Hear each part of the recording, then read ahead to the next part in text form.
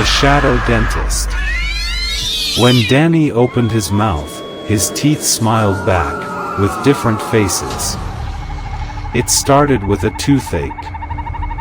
A deep, throbbing pain in Danny's back molar that flared just after midnight. He hadn't eaten anything strange. No trauma. Just pure, radiating agony that pulsed through his skull. He tried painkillers. Nothing worked. That night, the dream came. He was lying on a cold metal table, unable to move. A buzzing sound filled the air, like dental tools, but distorted, mechanical. And above him hovered a man in a white coat. Black gloves. No face. Just smooth, shadowy skin where features should be. The man leaned closer. "Let's fix that smile," he whispered in a voice like broken glass. Danny awoke screaming, his mouth aching, wet with blood. On his pillow lay a single, freshly removed tooth. But he had no memory of pulling it. He ran to the bathroom mirror. His gum was raw and empty. No sign of tools. No wound. Just absence. He called the dentist. Got an appointment in 2 days. Tried to shake it off. But the next night, it happened again. This time, in the dream, the tools were louder. Buzzing. Scraping. Drilling. The faceless dentist whispered nursery rhymes as he worked. Twisted versions with lyrics Danny didn't recognize. He awoke with 2 more teeth gone. His gums stitched closed with thin black thread.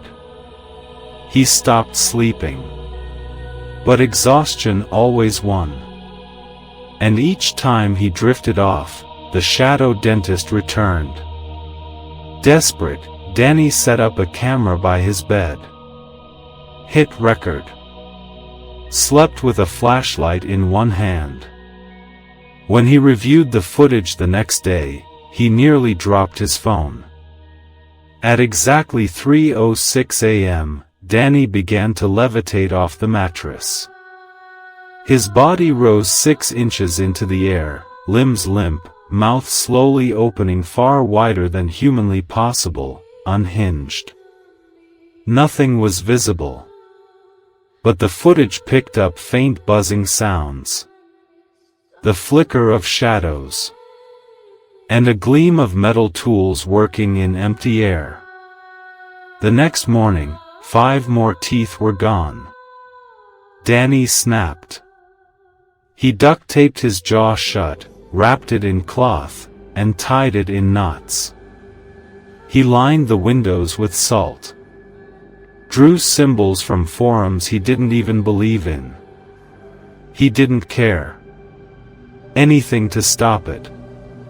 He slept sitting up in the bathtub, surrounded by mirrors. But in the morning, he awoke on his bed. Tied down. Mouth wide open. All his teeth were gone. In their place were tiny faces. 28 miniature, grotesque faces embedded in his gums, each grinning, twitching, their eyes darting wildly. And they whispered. Not to him. To anyone who got close. Secrets. Confessions. Deaths that hadn't happened yet. His roommate heard them once. Just once. He jumped from the balcony the next morning, muttering, "They know what I did. They saw it." Danny stopped going outside. But word spread. People started showing up at his door. Strangers. Curious, desperate. Some wanted truth. Others wanted power. He never let them in. But sometimes, when the house is quiet, you can hear him breathing through the mail slot. And if you're close enough, you'll hear them. The teeth. All whispering. All grinning. All hungry. Now no one knows if Danny is still alive. The lights still flicker at 3:06 a.m. Neighbors report strange noises, like drills and laughter. A few say they've seen him in the window, smiling with too many mouths. And the dentist's office he had an appointment at burned down 2 nights before he was supposed to go. No one found the source of the fire. But inside the ashes, they found a single, bloodied glove. Black leather. If your tooth starts hurting at night, if the dreams begin, don't sleep. Don't turn out the lights.